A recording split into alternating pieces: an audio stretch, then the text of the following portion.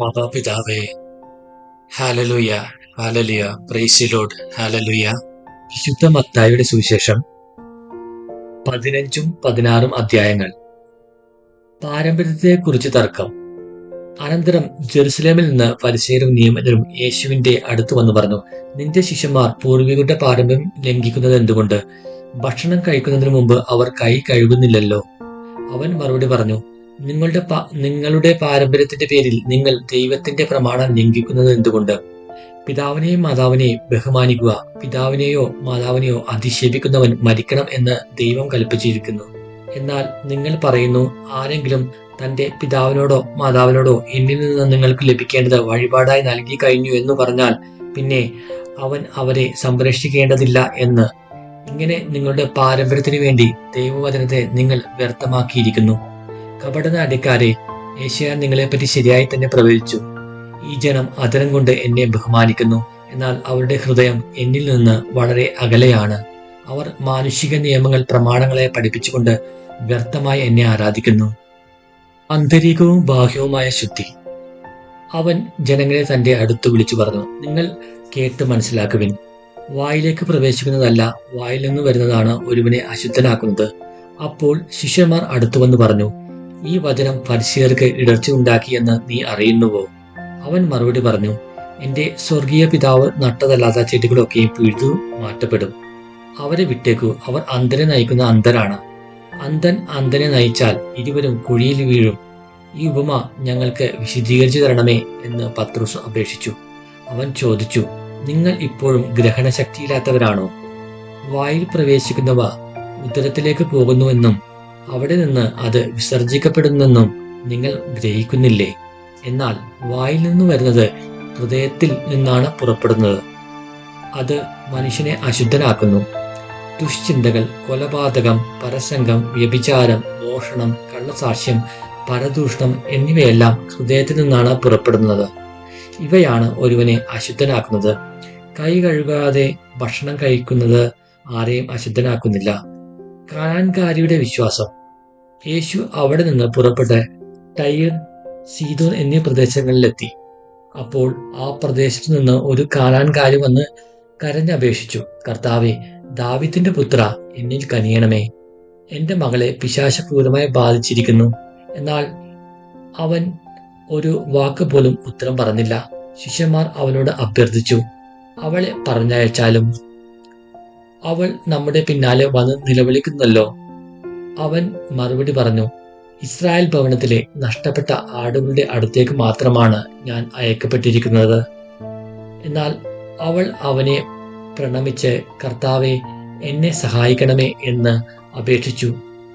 അവൻ പറഞ്ഞു, മക്കളുടെ അപ്പമെടുത്ത് നായ്കൾക്ക് എറിഞ്ഞു കൊടുക്കുന്നത് ഉചിതമല്ല. അവൾ പറഞ്ഞു, അതേ കർത്താവെ, നായ്ക്കളും യജമാനന്മാരുടെ മേശയിൽ നിന്ന് വീഴുന്ന അപ്പകഷ്ണങ്ങൾ തിന്നുന്നുണ്ടല്ലോ. യേശു പറഞ്ഞു, സ്ത്രീയെ, നിന്റെ വിശ്വാസം വലുതാണ്. നീ ആഗ്രഹിക്കുന്നത് പോലെ നിനക്ക് ഭവിക്കട്ടെ. ആ സമയം മുതൽ അവളുടെ പുത്രി സൗഖ്യമുള്ളവളായി. അനേകർക്ക് രോഗശാന്തി. യേശു അവിടെ നിന്ന് പുറപ്പെട്ട് ഗലീലിക്കടലിന്റെ തീരത്ത് വന്ന് ഒരു മലയിൽ കയറി അവിടെ ഇരുന്നു. തത്സമയം മുടന്തർ, വികലാംഗർ, അന്ധർ, ഊമർ തുടങ്ങിയ പലരെയും കൂട്ടിക്കൊണ്ട് വലിയ ജനക്കൂട്ടങ്ങൾ അവിടെ വന്ന് അവരെ അവന്റെ കാൽക്കൽ കിടത്തി. അവൻ അവരെ സുഖപ്പെടുത്തി. ഊമൻ സംസാരിക്കുന്നതും വികലാംഗർ സുഖം പ്രാപിക്കുന്നതും മുടന്തർ നടക്കുന്നതും അന്ധർ കാഴ്ച പ്രാപിക്കുന്നതും കണ്ട് ജനക്കൂട്ടം വിസ്മയിച്ചു. അവർ ഇസ്രായേലിന്റെ ദൈവത്തെ മഹത്വപ്പെടുത്തി.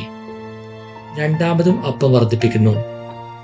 യേശു ശിഷ്യന്മാരെ വിളിച്ചു പറഞ്ഞു, ഈ ജനക്കൂട്ടത്തോട് എനിക്ക് അനുകമ്പ തോന്നുന്നു.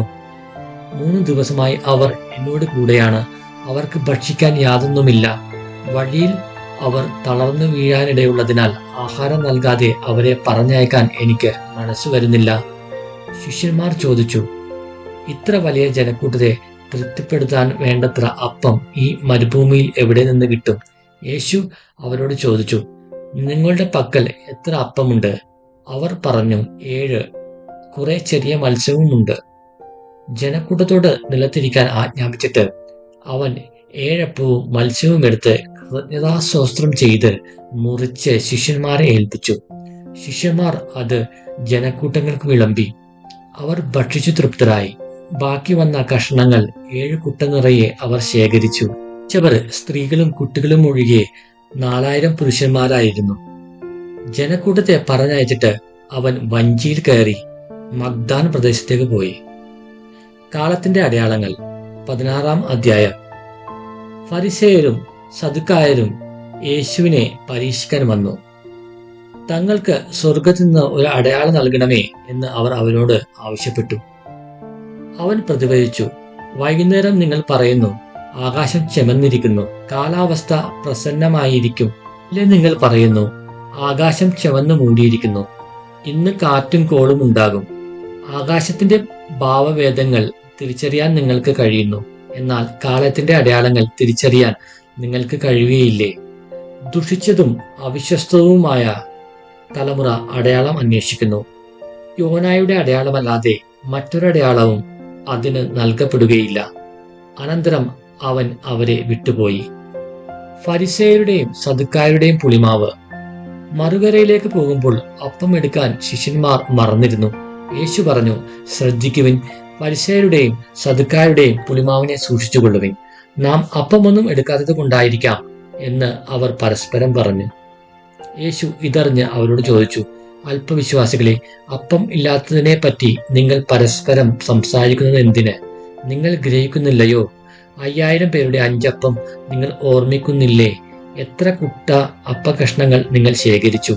4000 പേരുടെ 7 അപ്പവും നിങ്ങൾ ഓർമ്മിക്കുന്നില്ലേ? അന്ന് എത്ര കുട്ടകളാണ് നിങ്ങൾ നിറച്ചത്? ഞാൻ അപ്പത്തെ പറ്റിയല്ല സംസാരിച്ചതെന്ന് നിങ്ങൾ മനസ്സിലാക്കാത്തത് എന്തുകൊണ്ട്? ഫരിസേയരുടെയും സദുക്കാരുടെയും പുളിമാവിനെ സൂക്ഷിച്ചുകൊള്ളുവിൻ. അപ്പത്തിന്റെ പുളിമാവിനെ പറ്റിയല്ല, ഫരിസേയരുടെയും സദുക്കാരുടെയും പ്രബോധനത്തെ പറ്റിയാണ് സൂക്ഷിച്ചുകൊള്ളാൻ അവൻ അരുളി ചെയ്തതെന്ന് അവർക്ക് അപ്പോൾ മനസ്സിലായി. പത്രോസിന്റെ വിശ്വാസ പ്രഖ്യാപനം. യേശു കേസറിയ ഫിലിപ്പി പ്രദേശത്ത് എത്തിയപ്പോൾ ശിഷ്യന്മാരോട് ചോദിച്ചു, മനുഷ്യപുത്രൻ ആരെന്നാണ് ജനങ്ങൾ പറയുന്നത്? പറഞ്ഞു, ചിലർ സ്നാപയോഹന്നാൻ എന്നും മറ്റു ചിലർ ഏലിയ എന്നും വേറെ ചിലർ ജെറമിയ അല്ലെങ്കിൽ പ്രവാചകന്മാരിൽ ഒരുവൻ എന്നും പറയുന്നു. അവൻ അവരോട് ചോദിച്ചു, എന്നാൽ ഞാൻ ആരെന്നാണ് നിങ്ങൾ പറയുന്നത്? ശിമയോൻ പത്രോസ് പറഞ്ഞു, നീ ജീവനുള്ള ദൈവത്തിന്റെ പുത്രനായ ക്രിസ്തുവാണ്. യേശു അവനോട് അരുളി ചെയ്തു, യോനായുടെ പുത്രനായ ശിമയോനെ, നീ ഭാഗ്യവാൻ. മാംസരക്തങ്ങളല്ല, സ്വർഗസ്ഥനായ എന്റെ പിതാവാണ് നിനക്ക് ഇത് വെളിപ്പെടുത്തി തന്നത്. ഞാൻ നിന്നോട് പറയുന്നു, നീ പത്രോസാണ്. ഈ പാറമേൽ എന്റെ സഭ ഞാൻ സ്ഥാപിക്കും. നരകകവാടങ്ങൾ അതിനെതിരെ പ്രബലപ്പെടുകയില്ല. സ്വർഗരാജ്യത്തിന്റെ താക്കോലുകൾ നിനക്ക് ഞാൻ തരും. നീ ഭൂമിയിൽ കെട്ടുന്നതെല്ലാം സ്വർഗത്തിലും കെട്ടപ്പെട്ടിരിക്കും. നീ ഭൂമിയിൽ അഴിക്കുന്നതെല്ലാം സ്വർഗത്തിലും അഴിക്കപ്പെട്ടിരിക്കും. അനന്തരം അവൻ താൻ ക്രിസ്തുവാണെന്ന് ആരോടും പറയരുതെന്ന് ശിഷ്യന്മാരോട് കൽപ്പിച്ചു. പീഡാനുഭവവും ഉദ്ധാനവും 1-ാം പ്രവചനം. അപ്പോൾ മുതൽ യേശു തനിക്ക് ജെറുസലേമിലേക്ക് പോകേണ്ടിയിരിക്കുന്നു എന്നും ശ്രേഷ്ഠന്മാരിൽ നിന്നും പ്രധാന പുരോഹിതന്മാരിൽ നിന്നും നിയമജ്ഞരിൽ നിന്നും വളരെയേറെ സഹിക്കേണ്ടി വരുമെന്നും താൻ വധിക്കപ്പെടുമെന്നും എന്നാൽ 3-ാം ദിവസം ഉയർപ്പിക്കപ്പെടുമെന്നും ശിഷ്യന്മാരെ അറിയിച്ചു തുടങ്ങി. പത്രോസ് അവനെ മാറ്റി നിർത്തി തടസ്സം പറയാൻ തുടങ്ങി. ദൈവം കനിയട്ടെ, കർത്താവേ, ഇതൊരിക്കലും നിനക്ക് സംഭവിക്കാതിരിക്കട്ടെ. യേശു തിരിഞ്ഞ് പത്രോസിനോട് പറഞ്ഞു, സാത്താനെ, എന്റെ മുമ്പിൽ നിന്ന് പോകൂ. നീ എനിക്ക് പ്രതിബന്ധമാണ്. നിന്റെ ചിന്ത ദൈവികമല്ല, മാനുഷികമാണ്. യേശു ശിഷ്യന്മാരോട് അരുളി ചെയ്തു, ആരെങ്കിലും എന്നെ അനുഗമിക്കാൻ ആഗ്രഹിക്കുന്നെങ്കിൽ അവൻ തന്നെ പരിത്യജിച്ച് തന്റെ കുരിശുമെടുത്ത് എന്നെ അനുഗമിക്കട്ടെ. സ്വന്തം ജീവൻ രക്ഷിക്കുവാൻ ആഗ്രഹിക്കുന്നവൻ അത് നഷ്ടപ്പെടുത്തും. എന്നാൽ ആരെങ്കിലും എനിക്ക് വേണ്ടി സ്വജീവൻ നഷ്ടപ്പെടുത്തിയാൽ അവൻ അത് കണ്ടെത്തും. ഒരുവൻ ലോകം മുഴുവൻ നേടിയാലും സ്വന്തം ആത്മാവിനെ നഷ്ടപ്പെടുത്തിയാൽ അവന് എന്തു പ്രയോജനം?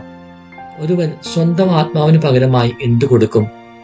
മനുഷ്യപുത്രൻ സ്വപിതാവിന്റെ മഹത്വത്തിൽ തന്റെ ദൂതന്മാരോടൊത്ത് വരാനിരിക്കുന്നു. അപ്പോൾ അവൻ ഓരോരുത്തർക്കും താങ്കളുടെ പ്രവൃത്തിക്കനുസരിച്ച് പ്രതിഫലം നൽകും. മനുഷ്യപുത്രൻ തന്റെ രാജ്യത്തിൽ വരുന്നത് ദർശിക്കുന്നതിന് മുമ്പ് ഇവിടെ നിൽക്കുന്നവരിൽ ചിലർ മരിക്കുകയില്ലെന്ന് സത്യമായി ഞാൻ നിങ്ങളോട് പറയുന്നു. Hallelujah, price the Lord, hallelujah.